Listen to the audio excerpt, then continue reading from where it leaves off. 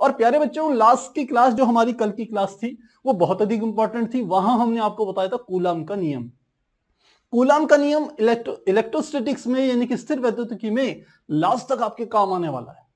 जहां पर भी बिंदु आवेशों की बात होगी वहां बिंदु आवेशों के बीच लगने वाले बल को हम कूलाम्स लॉ से ही ज्ञात करेंगे। साथ ही हमने आपको बताया था उसका सदिश रूप। तो दोनों चीजें मुझे लगता है आपको समझ में आ गई होगी। जो हमारा कूलाम का नियम था,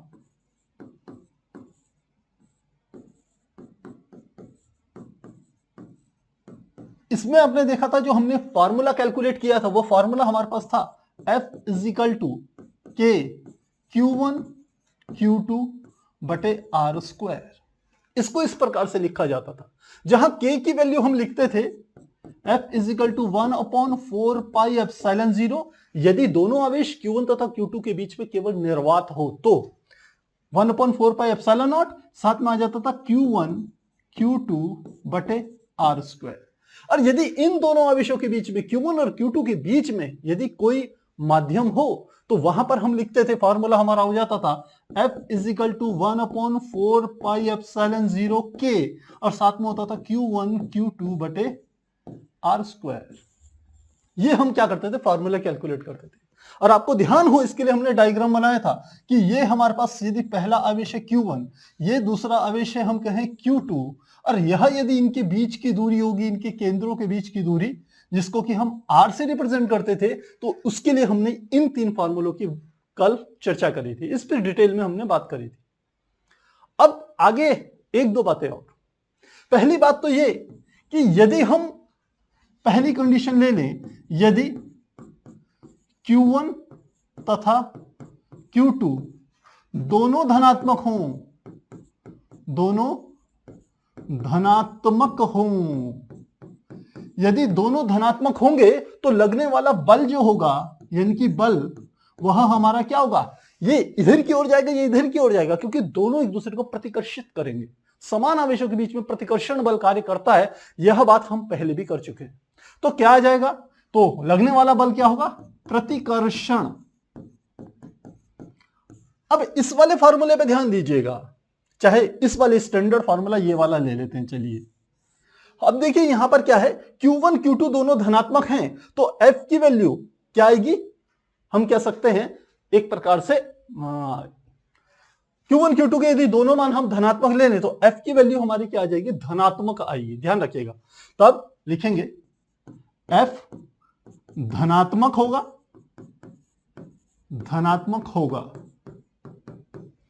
क्योंकि Q1 का मान भी धनात्मक है, Q2 का मान भी धनात्मक है, प्लस की प्लस में मल्टीप्लाई होगी तो F का मान क्या आ जाएगा, धनात्मक आएगा। और धनात्मक के साथ आपको पता होना चाहिए वो प्रतिकर्षण बल होगा। सेकंड, यदि Q1 तथा Q2 दोनों ऋणात्मक हों, ऋणात्मक हों, यदि दोनों ऋणात्मक होंगे तो इसका मतलब है फिर से ये भी ऋणात्मक है, ये भी ऋणात्मक है, दोनों समान आवेश होंगे, तो फिर एक दूसरे को दोनों क्या करेंगे, प्रतिकर्षित करेंगे। यानी कि दोनों में रिपल्सिव फोर्स होगा, रिपल्सिव फोर्स जो एक दूसरे से पिंड दूर जाने का प्रयास करें, आवेश दूर जाने की कोशिश करें।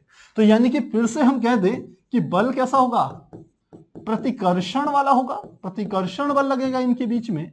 और यदि बल की बात करें तो यह बल हमारा क्या होगा, धनात्मक होगा। धनात्मक क्यों होगा, यदि Q1 का मान भी मैं माइनस Q1 लिख लूं, Q2 का मान भी माइनस Q2 लिख लूं, तो माइनस की माइनस में गुणा होगी तो F क्या होगा, धनात्मक होगा। ये बातें समझ में आ गई आपको। अब तीसरी कंडीशन को समझिएगा, हम कहें यदि Q1 धनात्मक तथा Q2 ऋणात्मक हो, ऋणात्मक हो, यदि ये ऐसा होगा तो एक धनावेश और एक ऋण आवेश, इनके बीच में कैसा बल लगेगा, लगने वाला बल आकर्षण बल होगा। तो पहला स्टेप जो हमने कहा था, जो बल है वह कैसा होगा, आकर्षण बल होगा, आकर्षण बल। और दूसरी बात आपको बताएं, एक धनात्मक है एक ऋणात्मक है, ये सॉरी Q1 धनात्मक है Q2 ऋणात्मक है। निशान के साथ यदि यूज करेंगे यहां पर तो क्या आ जाएगा, Q1 तो प्लस में होगा, Q2 किस में होगा, माइनस में होगा, तो Q1 multiply Q2 minus Q1 Q2 के बराबर होगा। क्या कहा मैंने, समझिएगा मेरी बात को, यहां पर लिख रहा हूं मैं, यदि Q1 प्लस का है, Q2 ये Q2 माइनस का है, इन दोनों की मल्टीप्लाई करें तो माइनस Q1 Q2 ऐसा आ जाएगा। तो इस तीसरी कंडीशन को यदि यहां पर रखें तो ये Q1 Q2 माइनस में आएगा, इनका मल्टीप्लिकेशन, यानी कि F के आगे इसका निशान क्या हो जाएगा, माइनस का हो जाएगा।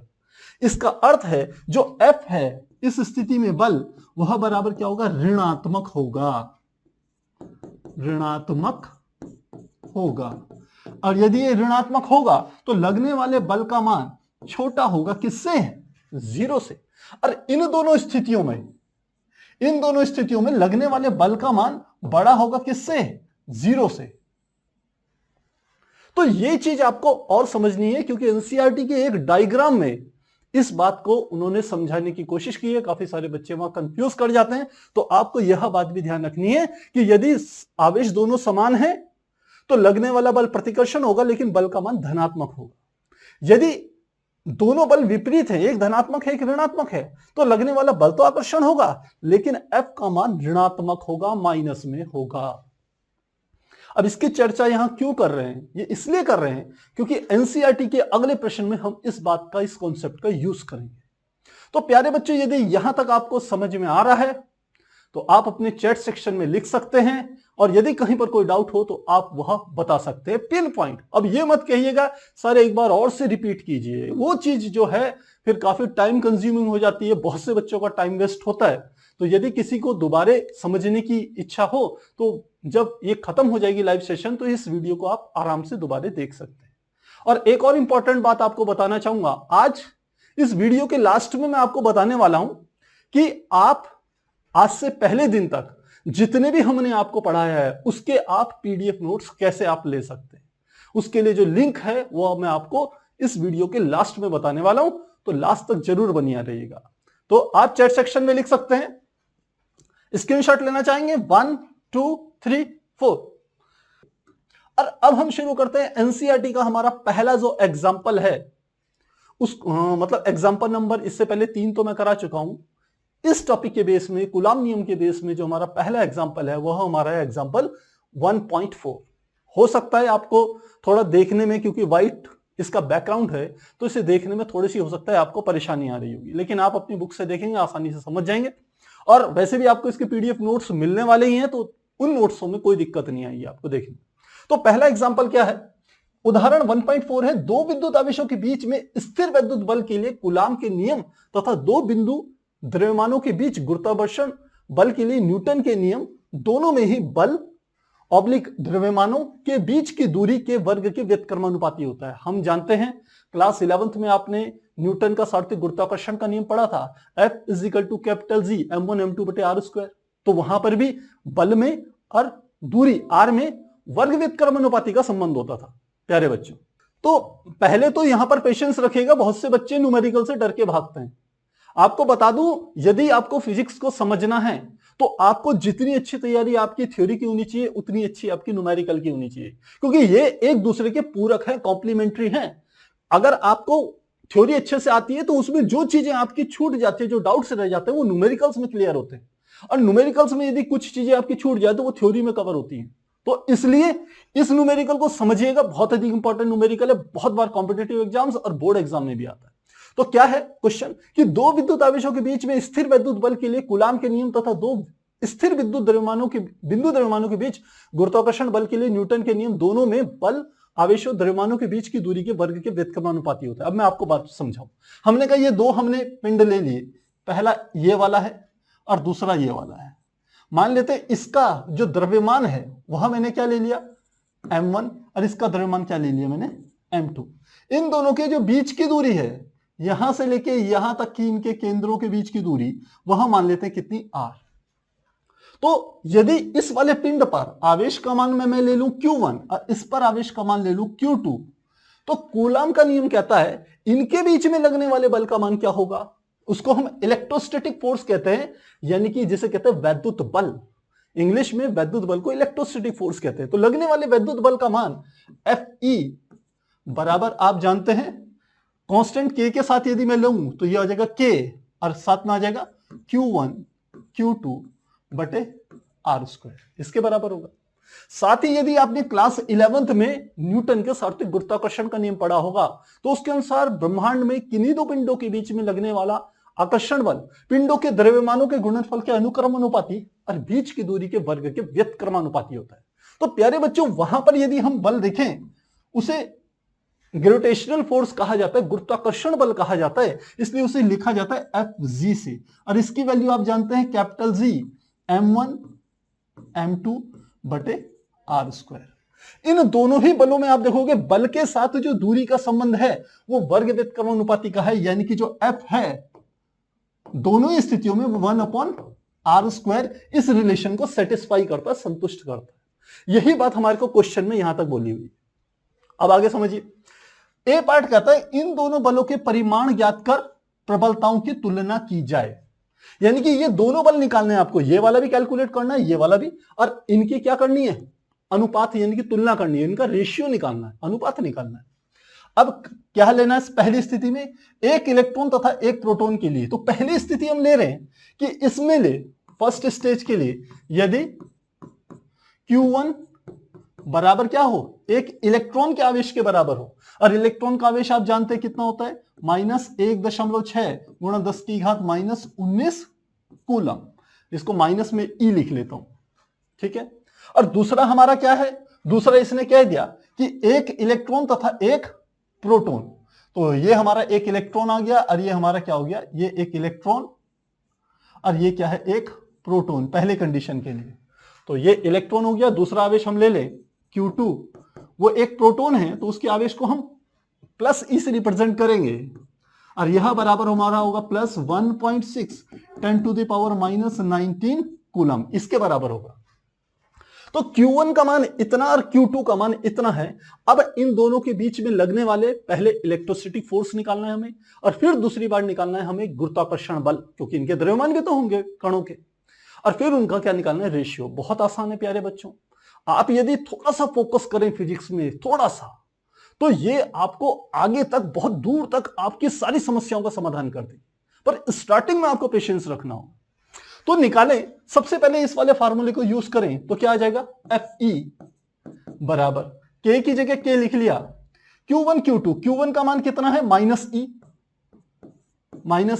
और Q2 का मान कितना है, यह है +E, और बटे हमारा नीचे कितना आ गया, बटे क्योंकि दूरी r है तो क्या आ गया, r²। इतनी बात में कोई दिक्कत नहीं। इसी को आगे लिखें तो इसको ऐसे लिख सकता हूं मैं -K, क्योंकि माइनस की प्लस में गुणा होगी तो माइनस आ गया, तो माइनस की प्लस में गुणा हो गया माइनस आ गया, K का K, E की E में गुणा होगी तो क्या आ गया, E² और बटे क्या आ गया, r²। पहली इलेक्ट्रोस्टैटिक फोर्स हमारे पास ये आ गई। अब चलते हैं आगे, यानी कि दूसरा बल निकालते हैं Fg। Fg बराबर है कैपिटल G।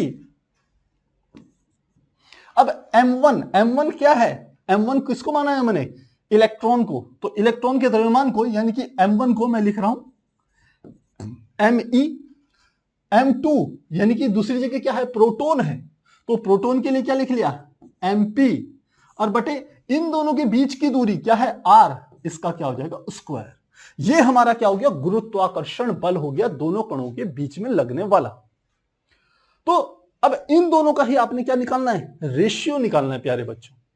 अब जब रेशियो निकालेंगे तो यहां पर ये वाला बल हमारा ऋणात्मक है, ये वाला बल आपको दिख तो धनात्मक रहा होगा, लेकिन अभी मैंने आपको एक बात बताई कि यदि आकर्षण बल होगा तो आकर्षण बल का मान, F का मान हमेशा 0 से कम होगा।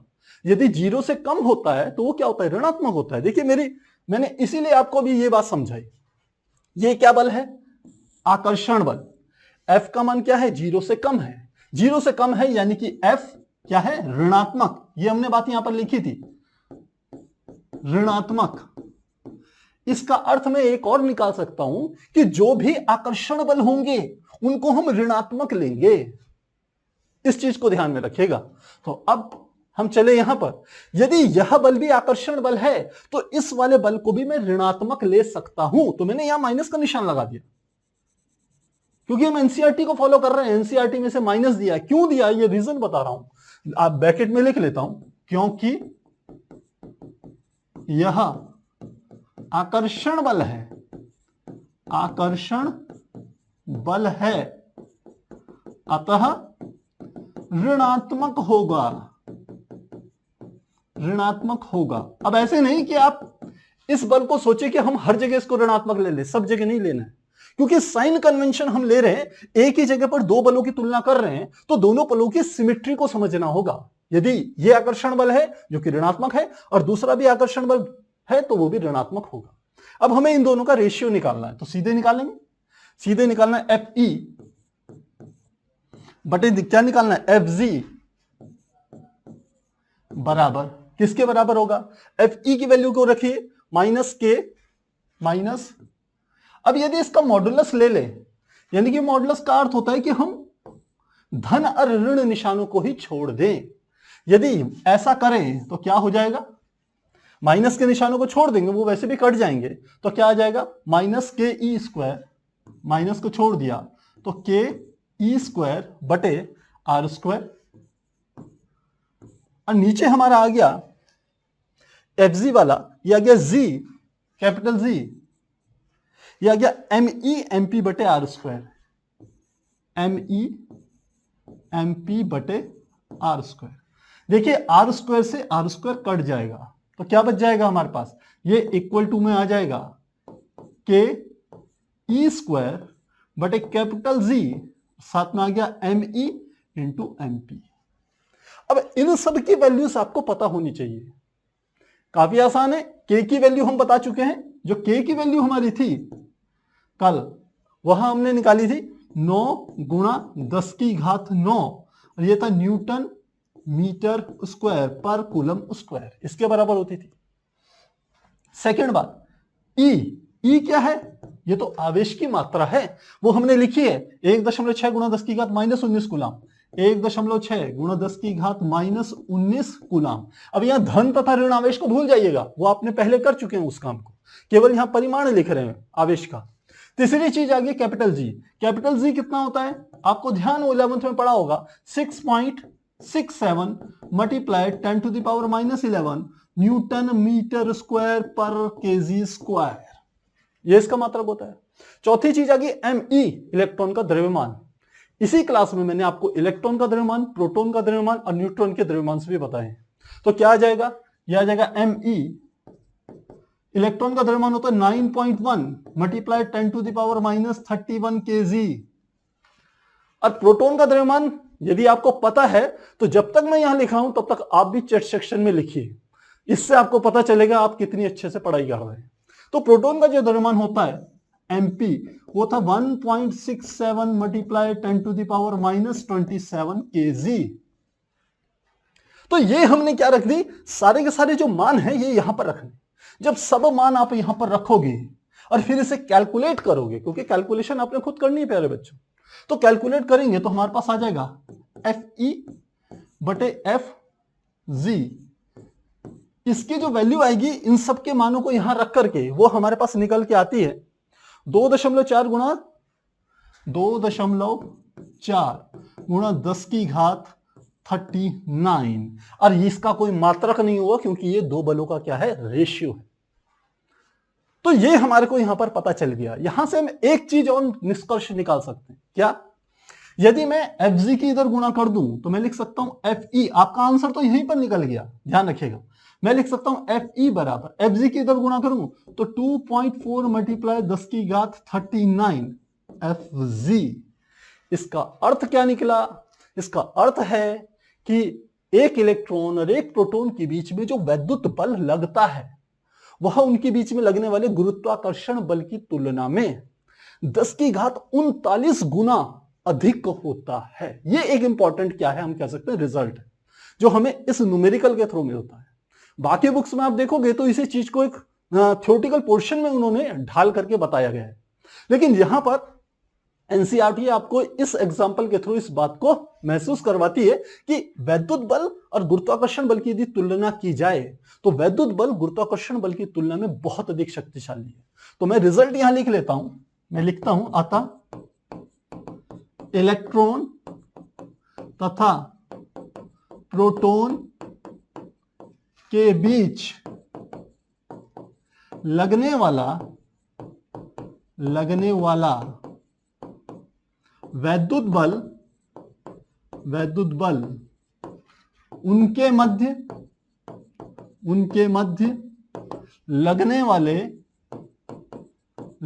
वाले गुरुत्वाकर्षण बल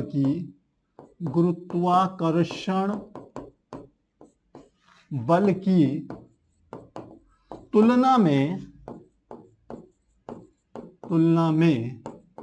10⁻39 गुना बड़ा होता है। इस रिजल्ट को प्यारे बच्चों अपने ध्यान रखना है। बस ये ध्यान रखना है कि वैद्युत बल गुरुत्वाकर्षण बल की तुलना में बहुत अधिक शक्तिशाली है। ये हमारे पास एक रिजल्ट आ गया।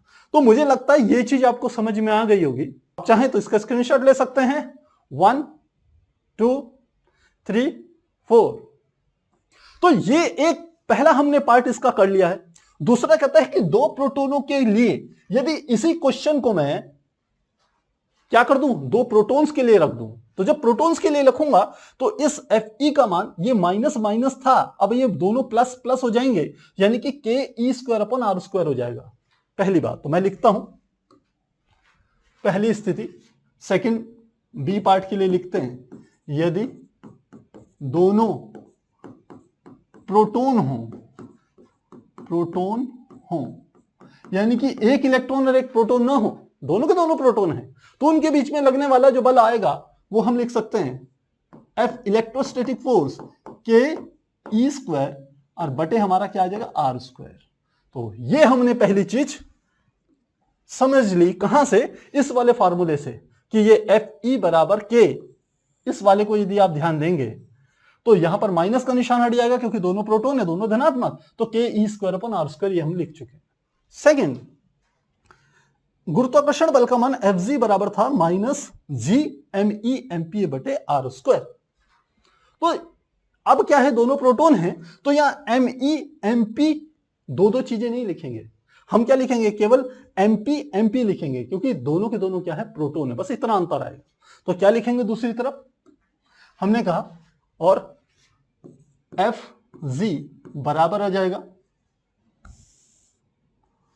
ये बराबर हो जाएगा कैपिटल G, साथ में हमने कहा MP, दूसरा भी MP और बटे क्या आ जाएगा, r²।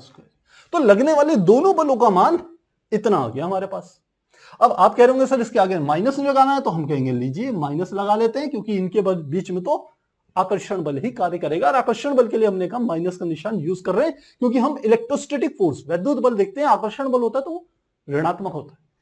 तो अब हमें फिर से इसका क्या निकालना है, रेशियो निकालना है, तो निकाल लेंगे। सीधे लिखेंगे Fe/Fg और इसका मॉडुलस ले लेते हैं, यानी कि मॉडुलस का अर्थ है कि इन बलों के केवल परिमाण लेने हैं, इनकी दिशा नहीं लेनी, इनके निशान नहीं लेने, धनात्मक ऋणात्मक न लेकर के दोनों को धनात्मक लेना है। तो इसका माइनस का निशान स्वतः ही हट जाएगा।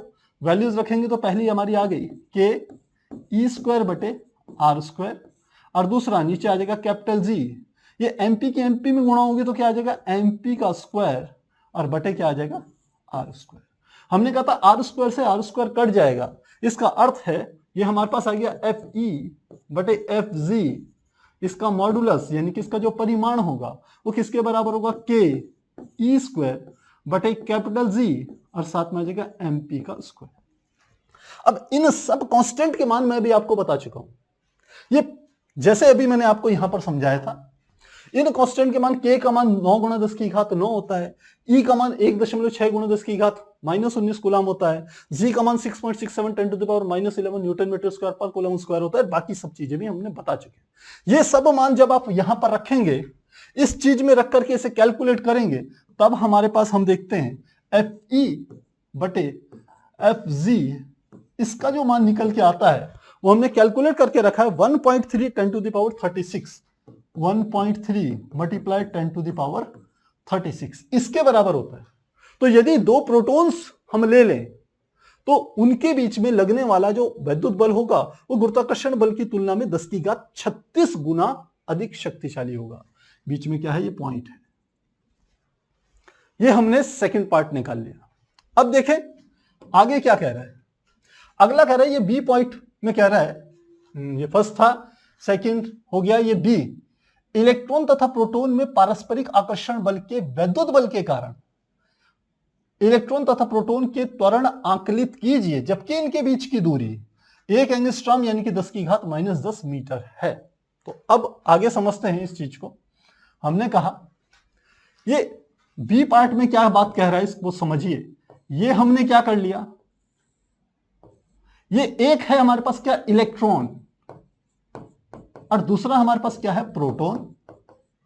तो इलेक्ट्रॉन पे कैसा आवेश, ऋण आवेश -E, इस पे कैसा आवेश, +E, दोनों पे विपरीत आवेश, तो दोनों क्या होंगे, आकर्षित होंगे, दोनों एक दूसरे की तरफ बढ़ेंगे, एक दूसरे की तरफ खींचेंगे। तो अब प्रश्न पूछ रहा है कि इलेक्ट्रॉन जो है वह कितने त्वरण से आगे बढ़ेगा, क्योंकि यदि इन पे बल लगेगा तो त्वरण तो उत्पन्न होगा ही। आपने न्यूटन का सेकंड लॉ पढ़ा हुआ है कि यदि किसी वस्तु पर कोई बाह्य बल न लगाया जाए तो उस पर कोई त्वरण उत्पन्न नहीं होता। वस्तु पे त्वरण तभी उत्पन्न होता है जब उस पर कोई बाह्य बल लग रहा हो, और उस बल को आप और हम कहें परिशुद्ध रूप से कहें तो उसे असंतुलित बल कहा जाता है। तो इन दोनों के बीच बल लग रहा है, तो इसका मतलब ये इलेक्ट्रॉन ये किस दिशा में खिसक रहा है, इस दिशा में खिसक रहा है, ये भी इस दिशा में खिसक रहा है। तो इसमें जो त्वरण उत्पन्न होगा उसे मैं ए से रिप्रेजेंट करूंगा या इलेक्ट्रॉन से रिप्रेजेंट कर रहा है, और इसमें जो त्वरण उत्पन्न होगा उसे AP यानी कि प्रोटॉन से रिप्रेजेंट करूंगा। इसी AE तथा AP के मान आपको ज्ञात करना है। अब ज्ञात करने का तरीका क्या है, आपने न्यूटन का सूत्र पढ़ा है, F बराबर ma। F क्या है, इन दोनों के बीच में लगने वाला बल, वो अभी हमने कैलकुलेट करके रखा है। अभी इससे पहले हमने निकाला था वो बल लगने वाला बल कितना है, तो वो हम वहां से लेंगे। दूसरी बात कि F बराबर ma है, जब हम इलेक्ट्रॉन की बात करेंगे तो इलेक्ट्रॉन का द्रव्यमान लेंगे जो कि क्या होगा, me, और जब प्रोटॉन की बात करेंगे तो प्रोटॉन का द्रव्यमान क्या ले लेंगे, mp। तो सबसे पहले इन दोनों के बीच में लगने वाला बल अभी हमने कैलकुलेट किया था, तो वह बल हमारे पास कितना निकल के आया था आपको बताएं। यहां पर तो चलिए हमने क्या निकाल दिया था, रेशियो निकाला था, तो बल कैलकुलेट कर लेंगे। सबसे पहले लिखेंगे बल Fe इलेक्ट्रोस्टैटिक बल, ये बराबर होगा कांस्टेंट K, साथ में हमारा क्या आ जाएगा, इलेक्ट्रॉन का आवेश -E, प्रोटॉन का आवेश हम कह सकते हैं E, और बटे इनके बीच की दूरी जो कि R के बराबर है, लेकिन उसने यहां पर आपको दे दी 1 एंगस्ट्रॉम यानी कि 10 की घात -10 मीटर। प्यारे बच्चों, यदि आप इसको देख रहे हो इसका मतलब आपके अंदर फिजिक्स को समझने की इच्छा है, इच्छा शक्ति मजबूत है, और यदि ये समझ गए ना तो आगे के बहुत सारे बैरियर आप पार करते चले जाओगे। पेशेंस बनाए रखना, देखिए आपको कितना आसानी से समझ में आता है। तो ये बीच की दूरी ये जो R थी, ये हमारी R ये बराबर किसके है, 1 एंगस्ट्रॉम के बराबर। तो यहां पर वैल्यूज रख लेंगे, मान लेते हैं ये R ही है, वैल्यू पुट कीजिए Fe बराबर K का मान आप जानते हैं 9 गुणा 10 की घात 9 होता है, तो लिख लिया मैंने 9 गुणा 10 की घात 9। अब इनके बीच में आकर्षण बल लगेगा, आगे माइनस का निशान लगाने का अर्थ क्या है, आकर्षण बल, आकर्षण बल। तो E की E में गुणा होगी, E² आएगा, E का मान आप जानते हैं 1.6 गुणा 10 की घात -19 कूलम के बराबर होता है। E की E में गुणा होगी तो E² आ गया, और बटे साथ में क्या आ जाएगा हमारा R²। तो R² की वैल्यू कितनी आ जाएगी, 1 एंगस्ट्रॉम है बीच की दूरी, तो 10 की घात -10 का स्क्वायर, -10 का स्क्वायर।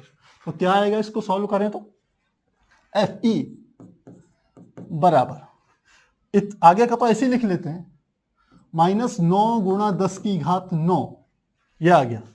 अब 1.6 गुणा इसका स्क्वायर है, तो इसका 1.6 गुणा 1.6 गुणा 10 की घात 19 का दुगना क्या हो जाएगा, 38, -38 आ जाएगा, बटे नीचे का स्क्वायर है 10 की घात -2 का स्क्वायर, तो 10 की घात क्या आ जाएगा, -20। अब यदि आप इसे कैलकुलेट कीजिएगा तो प्रोटॉन इलेक्ट्रॉन के बीच में लगने वाले बल का मान आपका निकल के आ जाएगा 2.3 गुणा 10 की घात -8 न्यूटन। और ये कैसा बल होगा, माइनस का बल होगा, यानी कि आकर्षण बल होगा। ये बात समझ में आ गई। तो अब ध्यान रखिए, हमने इसका केवल परिमाण लेना है, हमने अभी दिशा से कोई मतलब नहीं। तो हम कहें कि सबसे पहले इलेक्ट्रॉन पर जो त्वरण उत्पन्न हुआ, जब प्रोटॉन ने उसको अपनी ओर खींचा, तो इलेक्ट्रॉन प्रोटॉन की ओर जब भागा तो इसमें कितना त्वरण उत्पन्न हुआ, इसके लिए सूत्र इस्तेमाल करेंगे। क्योंकि हम जानते हैं सूत्र होता है F बराबर ma। तो सबसे पहले इलेक्ट्रॉन के लिए तो F बल तो ऐसे ही हो जाएगा, या यहीं पर हम एक चीज और ले लेते हैं, हम यहां से फार्मूला निकालें, A बराबर क्या हो जाएगा, M कहां चले जाएगा इसके नीचे, A बराबर आ गया F अपॉन M। तो अब ज्यादा अच्छे तरीके से हम इसको निकाल पाएंगे। तो सबसे पहले हम निकालें इलेक्ट्रॉन के लिए, फर्स्ट इलेक्ट्रॉन के लिए, तो इलेक्ट्रॉन के लिए त्वरण क्या हो जाएगा, AE। यहां पर मैंने बताया इलेक्ट्रॉन के लिए त्वरण AE, तो AE का मान क्या, F अपॉन M। तो F लिख लेंगे, F बटे M किसका, इलेक्ट्रॉन का द्रव्यमान। F का मान कितना है, अभी हमने कैलकुलेट किया है, यह है 2.3 गुणा 10 की घात -8, और नीचे आ जाएगा Me, इलेक्ट्रॉन का द्रव्यमान। द्रव्यमान कितना होता है, 9.1 multiply 10 to the power -31 kg, इतना आ गया। और जब आप इसे डिवाइड करेंगे तो यहां पर हमारे पास त्वरण आ जाएगा, जो कि मैंने कैलकुलेट करके रखा हुआ है। इलेक्ट्रॉन पे त्वरण 2.5 गुणा 10 की घात 22, 2.5 गुणा 10 की घात 22, और इसका मात्रक आप जानते हो मीटर पर सेकंड स्क्वायर, ये त्वरण का मात्रक होता है। बहुत से बच्चे कहते हैं सर कैलकुलेट करके बताइए। प्यारे बच्चों, कैलकुलेशन में बहुत समय जाता है, आप इजीली इसको कैलकुलेट कीजिएगा, कोई बड़ी चीज नहीं है। डेसिमल हटाना है, ऊपर जीरो बढ़ा देना है, या पावर को इधर कर लेना है, ये पावर ऊपर जाएगी तो धनात्मक हो जाएगी, एक पावर से जीरो बढ़ा लेना, आराम से आप डिवाइड कर पाओगे। और यदि आपको ये पावर्स का खेल नहीं आता तो मेरे ही चैनल पे मैथ्स फॉर फिजिक्स करके 2 या 3 वीडियो पड़े हुए, वो बेसिक वीडियो हैं। यदि आपको मैथमेटिक्स में थोड़ी प्रॉब्लम है, पक्षांतर करने में, पावर्स को घटाने बढ़ाने में, आप उनको देखिएगा, आपको वहां से वो बेसिक चीजें आ जाएगी। बस केवल आपको 4 चीजें आनी चाहिए, जोड़, घटाओ, गुणा, भाग। उसके अलावा वो 2 वीडियो देखिए, 2-3 वीडियो, आपको ये चीजें आसानी से समझ में आई कैसे कैलकुलेशन हो रही। तो इलेक्ट्रॉन का निकाल दिया। सेकंड हम निकाल रहे हैं प्रोटॉन के लिए, तो लिखेंगे प्रोटॉन के लिए। तो देखिए सूत्र तो हमने पहले लिख लिया, ये वाला A वाला। अब प्रोटॉन के लिए क्या आ जाएगा, AP बराबर सीधे क्या आ जाएगा, F अपॉन प्रोटॉन का द्रव्यमान MP, ये ले लेंगे, वैल्यूज रखेंगे तो क्या आ जाएगा, F का मान तो हमें पता है, यहां से 2.3 गुणा 10 की घात -8 बटे साथ में MP यानी कि प्रोटॉन का द्रव्यमान, और हमने आपको बताया था वो था 1.67 multiply 10 to the power -27 kg के बराबर होता है। और जब इसको कैलकुलेट करते हैं, जो हमारी जो वैल्यू निकल के आती है 1.4 गुणा 10 की घात 19, 1.4 गुणा 10 की घात 19, और क्या होगा, मीटर पर सेकंड स्क्वायर। तो ये क्या है, प्रोटॉन में उत्पन्न त्वरण है। बेसिक चीजें क्या है कि आपको इस वाले फार्मूले का यूज करना है। बल निकालना है दोनों के बीच में, इनके बीच में, वो किससे निकलेगा, कूलम के नियम से।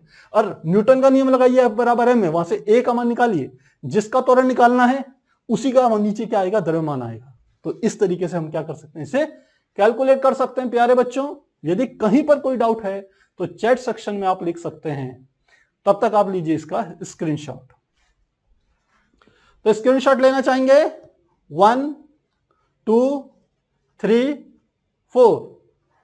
अगला हमारा जो एक और इसमें क्वेश्चन आता है एनसीईआरटी का, उसको भी पूरा करना जरूरी है। उदाहरण है 1.5।